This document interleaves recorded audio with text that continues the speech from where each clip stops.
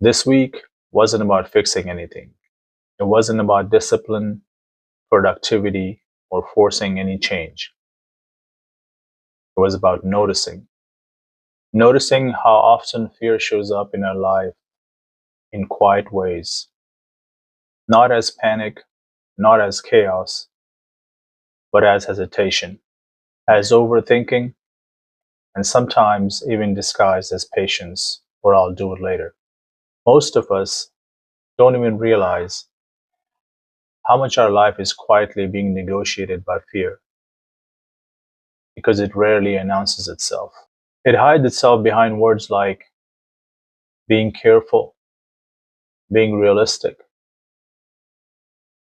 or maybe even being patient or waiting for the right time. So instead of trying to solve all this, I just decided to watch. I just decided to become an observer and see how I act. And here are the few things that I noticed.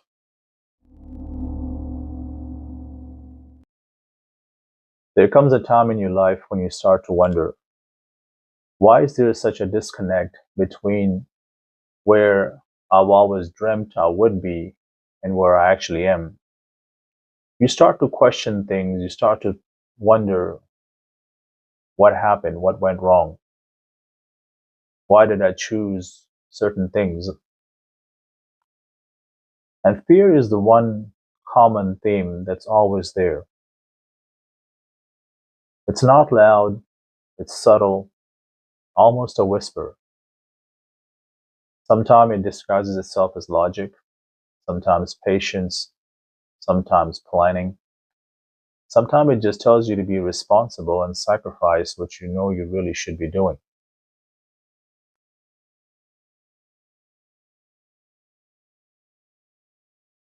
I'm starting to see all the places in my life where fear has been holding me back.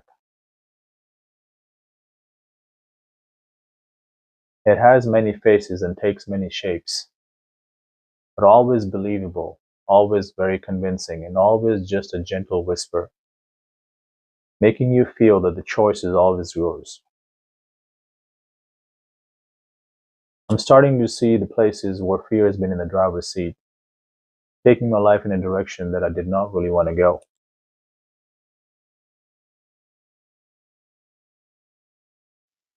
We're talking about fear, awareness of it, and the mindset of being stuck in a survival mode last few days. Um, a few thoughts occurred to me this morning that I felt would be worth sharing. It really hit me when I realized that when I think of fear, the thoughts that come to my mind are usually related to something big, something life threatening, threatening your well being, your financial well being, your relationships.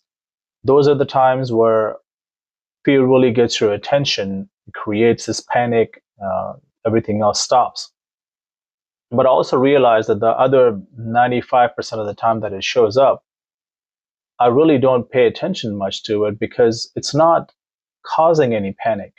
It's not screaming in my face. It's not shaking me up trying to get my attention.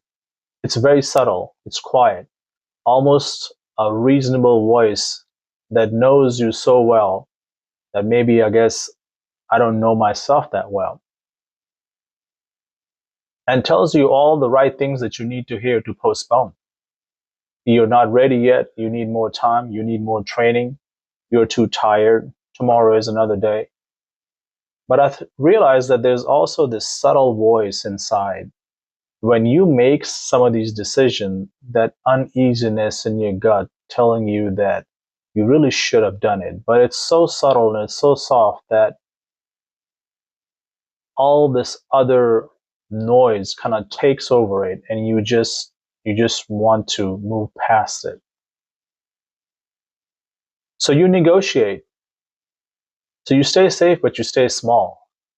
And the more you negotiate and give in, the smaller you become and the bigger your fear gets, or the bigger the argument or your faith in that reasoning gets.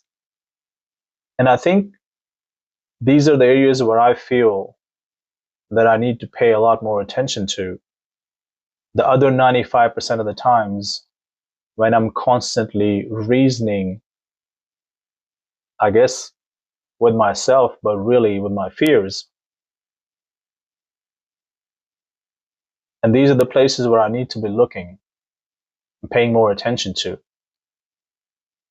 I think it does a great job of keeping me safe, but at the same time, it also does a great job of holding me back from things that I know I can do or living my true potential.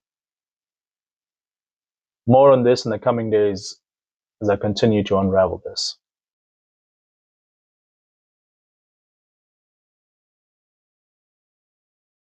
I've talked about fear last few days, its awareness, the survival mindset we get stuck in, and how it creeps in into majority of our life without really getting noticed.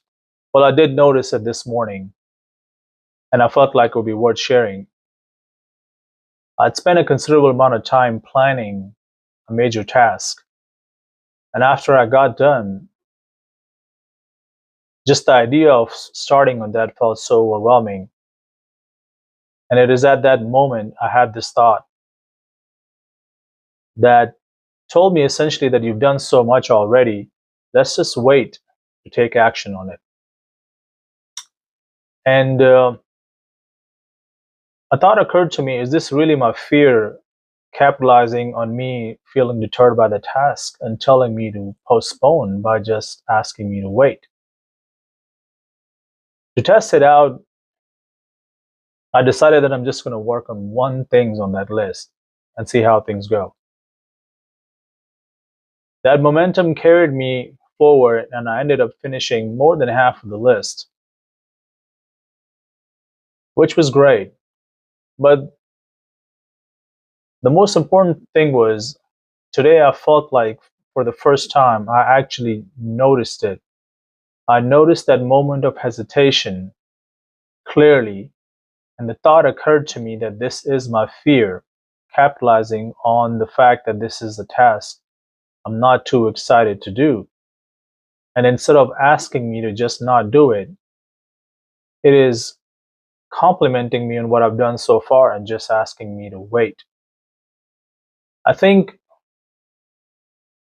time and time when we negotiate with our fears and we give in,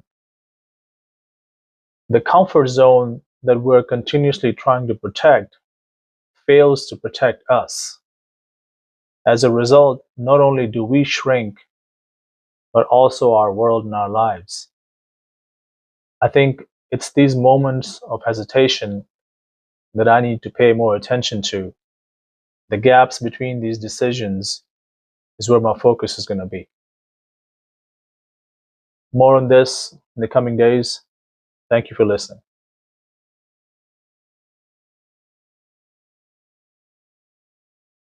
Our comfort zone. It's something that we work towards as soon as we open our eyes. We don't openly declare it, but we strive towards it every single day.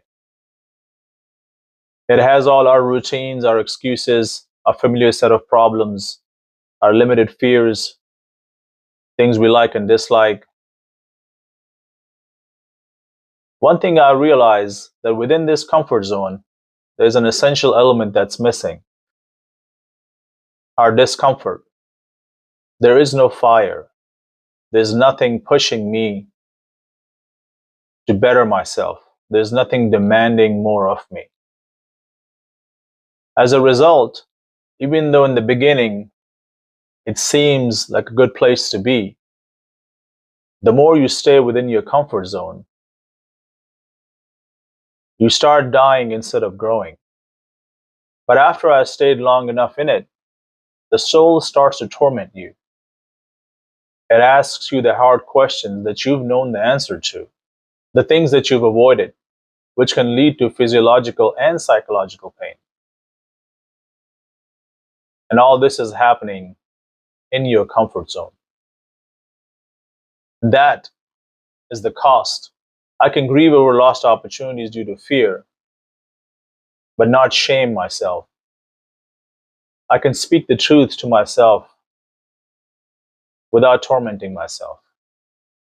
I can look at the past as lessons and stepping stone towards a newer, better version of myself.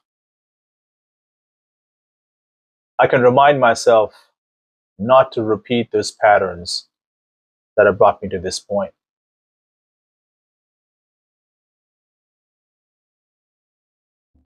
What stood out to me this week is how rarely fear presents itself as fear. A lot of time it hides behind the masks of being careful, being patient, being responsible, sometimes even overthinking and being cautious. But underneath all this, I noticed the same pattern, the pattern of avoiding responsibility, avoiding visibility, and commitment. I noticed that we don't usually run from pain, but we tend to organize our lives around it. And when you do that long enough, it starts to feel normal to negotiate with fear. This week wasn't about solutions, it was about awareness. Because you can't change a pattern that you refuse to see. And next week is not about forcing actions, it's about seeing the real cost of staying where you are. Not to judge it, but to finally be able to see it clearly.